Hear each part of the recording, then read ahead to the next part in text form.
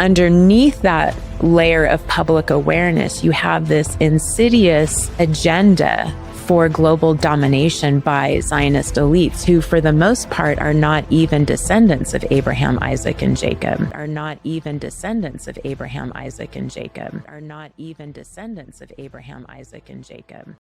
So it was first coined by Nathan Birnbaum. Okay. And that was in 1890. So he was one of the first intellectual Zionists. And so generally speaking, what Zionism is it refers to a national movement marked by Aliyah. And so Aliyah is the return of the Jewish people to their homeland. Mm-hmm.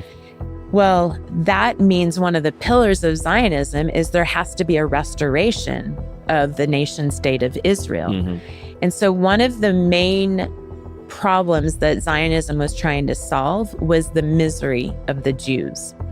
And then you have this gentleman, his name was Theodor Herzl, and he was known as the father of Zionism. He wrote a book called The Jewish State, and he says this: "It's useless, therefore, for us to be loyal patriots. If we could only be left in peace. But I think we shall not be left in peace. Oppression and persecution cannot exterminate us. No nation on earth has survived such struggles and sufferings as we have gone through. The infiltration of immigrating Jews attracted to a land by apparent security and the ascent in the social scale of native Jews combined powerfully to bring about a revolution. Nothing is plainer than this rational conclusion. I shall now put the question in the briefest possible form. Are we to get out now, and where to? Or may we yet remain, and how long?" And so this is the problem that the Jews face. So what Herzl was proposing is that if you have the creation of a state for the Jewish people, then those Jews who wish to stay in the host cities where they are and assimilate there can do so in peace, because the mass of Jews would return to the land of Israel. Mm-hmm.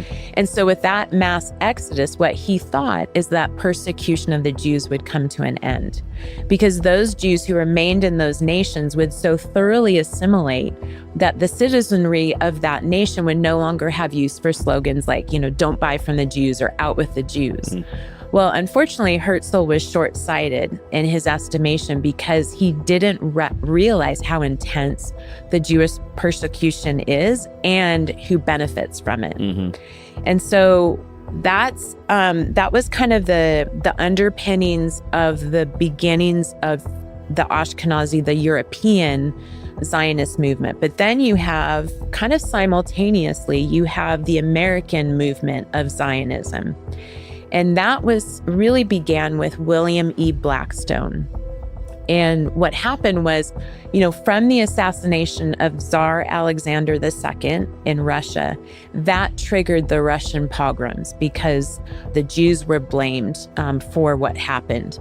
And the Russian pogroms, what that did is that awakened the evangelical church in America to the plight of the Jews. Sorry, what's pogrom? It was essentially like where they gathered all the Jews, and they began to terrorize them and kill them, and so it was very similar to what Hitler did. It was just generations before. And so they would ransack buildings, take them from their properties, that sort of thing. Well, Blackstone at the time, he was an influential evangelist who taught premillennialism, which is the belief that there would be a rebirth of the nation of Israel before Christ returns. And so, he taught this, and his teachings, were captivated millions of American Christians to the point where, they believed that the Jews needed a homeland. And so what he taught is, he taught kindness to the Jews because of what, the level of atrocities that they had faced in these pogroms. Mm-hmm. Well, so his efforts actually were proven to be instrumental because 31 years later, which seems like a long time, but you have to plant seeds mm-hmm. for things to change. 31 years later is when the United States, they supported the spiritual seeds of Zionism and the birth of the nation state. Mm. So here you have Zionism gaining momentum, and its political agenda then strengthened.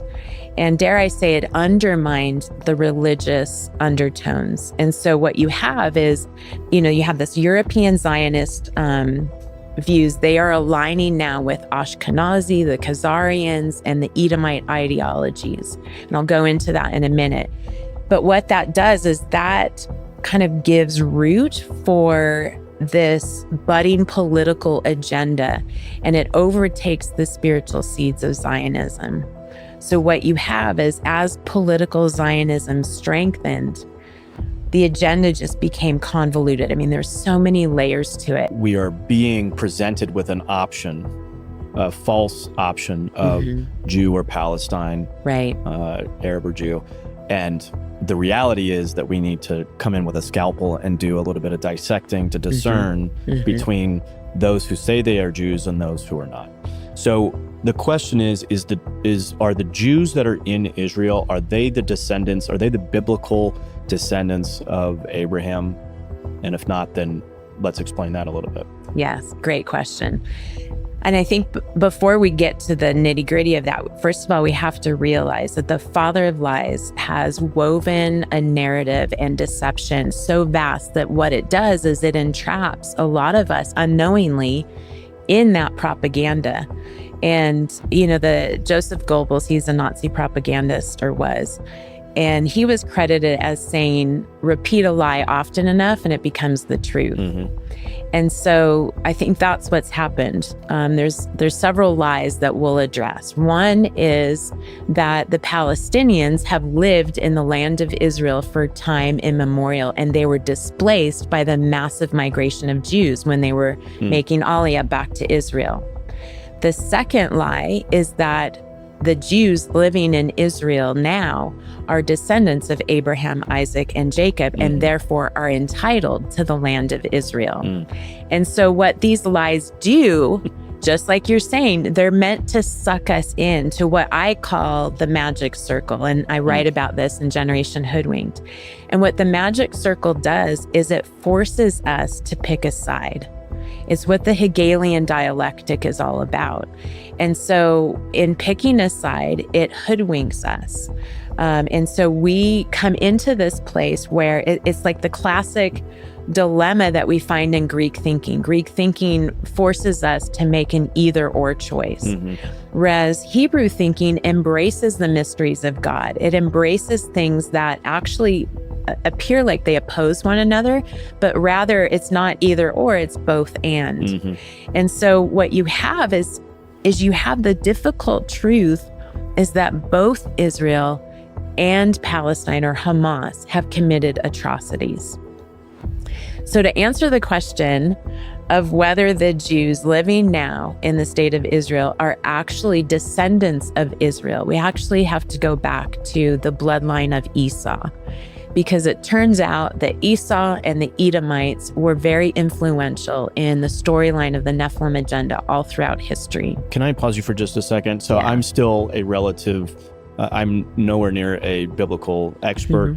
The Edomites, are those then the descendants of Esau? Yes. Okay. Yes. I just didn't, point of clarification, I didn't know that. So make that clear. I can't remember if we talked about this on one of our podcasts, and we might not. We may have, but I'm such a macro thinker and I like to see the big picture. Yeah. And you're very good at the extreme detail, and my brain has a hard time keeping up sometimes. So I'll need to check in sometimes and ask you questions I might have already asked you. But so what happened with Esau is he had this transformation and he became Edom.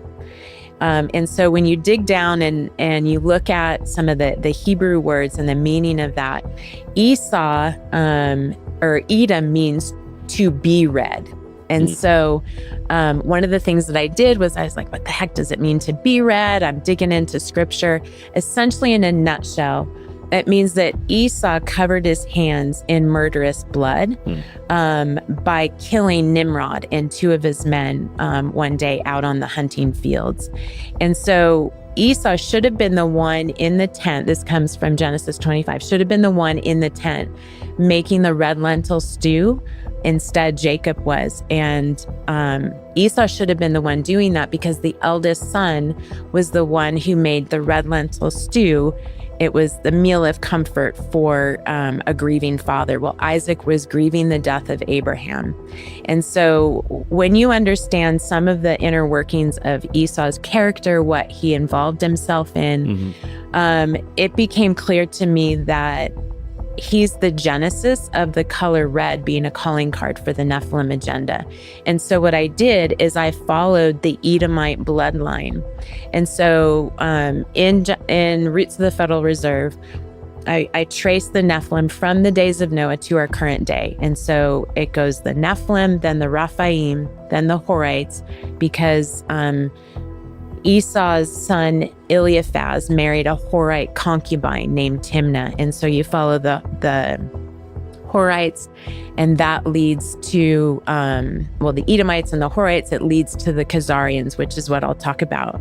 Because what's interesting is there is this link between the Edomites and the Khazarians that most people don't find, but it takes digging down into the migration of the Edomites.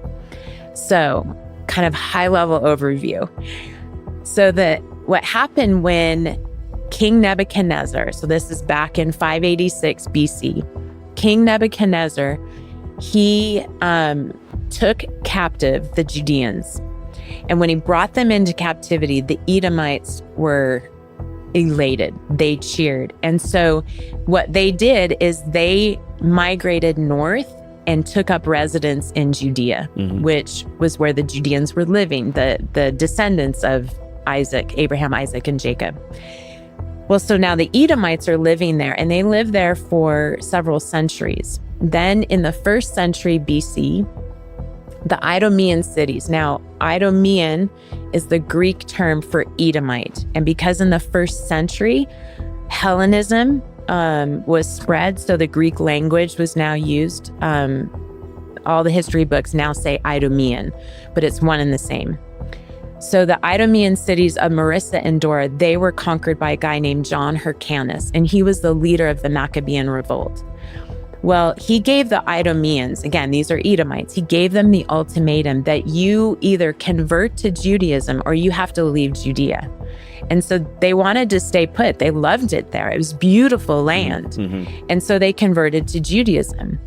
Well, this was the first mass conversion to Judaism in recorded history.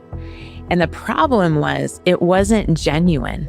They were forced to. I mean, maybe some of them were genuine in their conversion, but for the most part, it was a forced conversion. So then what you have is you have this admixture of marriages. So you've got Judeans marrying Idumeans. And then what happened is you get a little bit further along in history, and the Idumeans begin to arise in power under Roman rule, and they're given governmental oversight of Judea through the line of Herod. Herod was Idumean. So then you have, all of this mixed marriages, so much so that the famous Jewish historian Josephus, he no longer distinguishes between Idumean and Judean.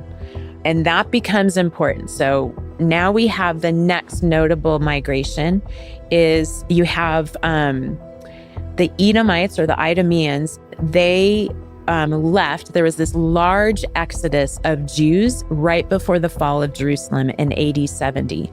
And among this diaspora of Jews, you have the Idumeans and you have the Judeans, and they settle in the land of Khazaria, which is today parts of Russia and Ukraine. Interesting.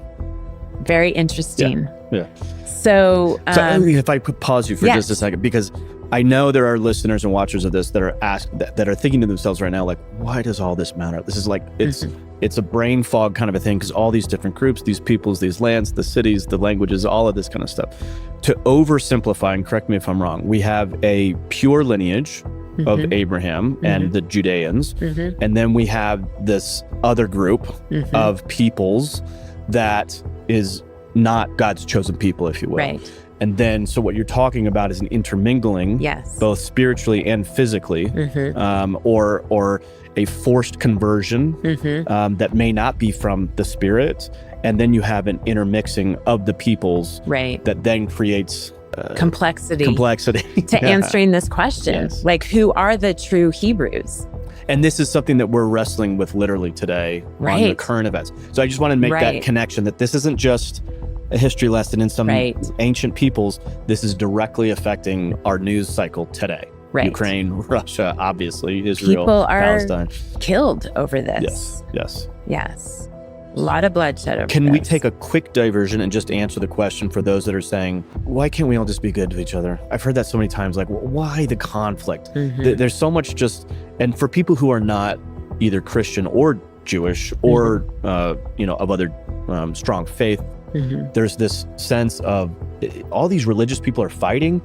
Can't we just live in peace? Can you answer that really quickly? Like, why does this matter? Why is this so significant for even the non-spiritual or the non-faith theologian? Yeah. Well, I think there's so much bloodshed going on over this issue that, first of all, it's important to see the big picture. And what's so interesting is that Jerusalem, the word Jerusalem, means a place of peace. I mean, it's supposed to be the land of peace. And it's not, it's the antithesis of that. But one day Jesus is returning to Jerusalem and he will reign in a state of peace. I mean, it will become that place of peace. And so I think it's really important to get a perspective that is a biblical perspective. And what is it that God is saying about our current events right now? So how do we position ourselves that lines up with God's heart on the matter? Because you're right. I mean, kind of what I was talking about with this Hegelian dialectic, we're always forced to pick a side, Russia or Ukraine, Israel or Hamas, Republican, Democrat. I mean, it's all about the Hegelian dialectic, and it's how they funnel us to make choices based on, now I call them Nephilim hosts, you can call them global elites, but they are laying out their agenda and forcing us into situations where we have to pick a side. But I believe we have to pull ourselves out of that and not get sucked in by the hatred and the animosity. And, this topic, I have lost friends over this topic, and people get so heated about it. And it's because we've been conditioned. And so I'm laying a groundwork for people to see the biblical foundation and the historical foundation, and how did we get to where we are now? And then I always end with hope and try and help us see that there is a way that we can step outside of what I call this magic circle that draws us in to mind control. I will say to those that are maybe feeling like they're sitting on the sidelines, if they're even watching this episode, but in the chance that they might be, who are thinking that this is just a religious thing, and you mentioned that that you invite them into the Bible essentially. I had to cross a chasm where the Bible was this ancient document that talked about historical and metaphorical, and I had to cross a chasm into, wait a second, there's an epic grand story being told, and I am at the center of it, you are at the center of it, you are at the center of it. And that's, if you don't know that yet, and you're sitting on the sidelines, you're saying, why are these people fighting over each other? This is about you. You are the prize that they are fighting over. And so I invite you to, I share that encouragement into getting to understand the Bible, because the Bible isn't a religious only text. Right. It is a story that's being unfolded right now, and we are at the very end of this story. And it's critical to know. And when you do start to discover it, you start to see what's coming. You start to have discernment over all the deception. You start to see right through it. It becomes crystal clear. So yeah, for whatever that's worth. No, it's beautiful. Yeah. And I think for me, I research a lot of dark things, but I always come back to the living hope, and that's Jesus. And so all of this, I would say he is the center of the story. 100%. And he draws us in because he goes after us. He knows us intimately. He created us in our mother's womb, and he cares about what is going on for us. And so he's always drawing us in if we let him, even in the midst of like this geopolitical complex situation. He has a plan and a purpose. And I think that's what's so encouraging. So kind of going back to the Khazarians, because this becomes really important. It will tie into who are the Ashkenazi Jews, who are the Zionists today. So in doing the research, one of the experts I came across, his name was Benjamin Friedman, and he lived in the early 1900s, and he was a Jewish businessman, very successful.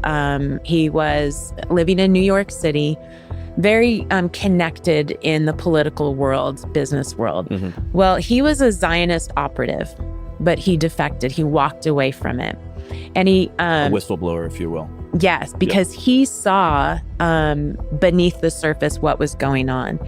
And he wrote several articles, and I'll read something that he talks about, because he has an interesting perspective on the Khazarians. It's a little bit like an insider perspective.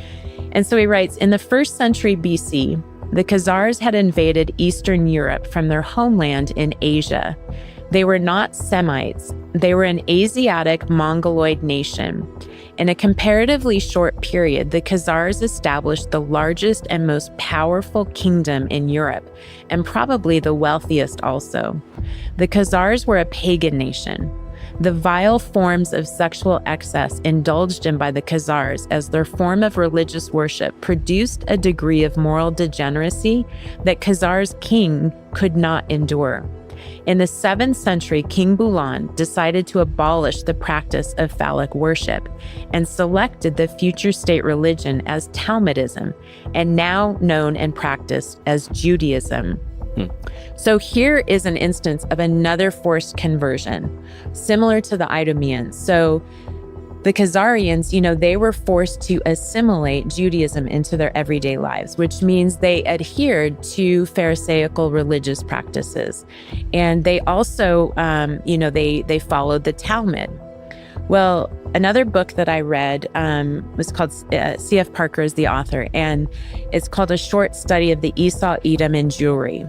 And it suggests that there's an Edomite influence in the Ashkenazi Jews. And that influence might be minimal, but we can't overlook it. And so what he says is Ashkenazic Jewry is comprised of 3 elements of not exactly known proportions.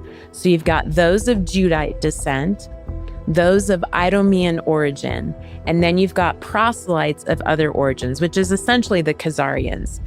And so what he's saying is that 2 out of the 3 groups that make up the Ashkenazi Jewry have Edomite bloodline.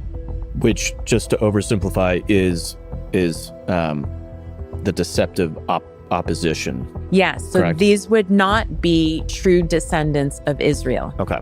Yes. Okay. These would be descendants of Esau. So Esau and Jacob were twins, right, and they were the sons of Isaac. And Jacob was renamed Israel.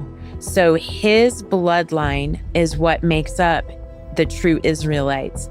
And Esau became the Edomites, and his bloodline became enemies of the true Israelites. Gotcha. Yeah. Okay. Yeah. It's starting to come into focus for me. Yeah. It's a lot to juggle. For sure. Okay. So then, as I talked about, we've got world Jewry consists of Ashkenazi and Sephardic Jews. And sorry, really quickly, can you make a modern world association with those Ashkenazi and Sephardic? And Sephardic. So remind me what those are again. Sephardic would be, and again, I'm not an expert on this, but my understanding is Sephardic would be the Jews that are more indigenous to the land of Israel. Okay. So these are people that have Middle Eastern descent. Okay. Versus Ashkenazi, more come from Russia, Ukraine, Eastern Europe, European. What's your thoughts? Please be respectful with your comments. Also, please click the like, click the notification bell, and subscribe to this channel. Listen, Genesis chapter 11 verse 10 explains the genealogy of Shem. Shem was a black man in Africa. If you repeat this back, Genesis 14 verse 13, Abraham steps on the scene. Being a descendant of Shem, which is a fact, means Abraham too was Abraham, born in the city of a black man called Nimrod, grandson of Ham. Ham had 4 sons. One was named Canaan. Here, let me do some explaining. Abraham,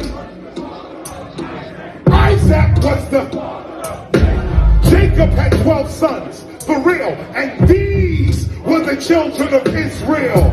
According to Genesis chapter 10, these were the children of Israel. According to Genesis chapter 10, these were the children of Israel. According to Genesis chapter 10.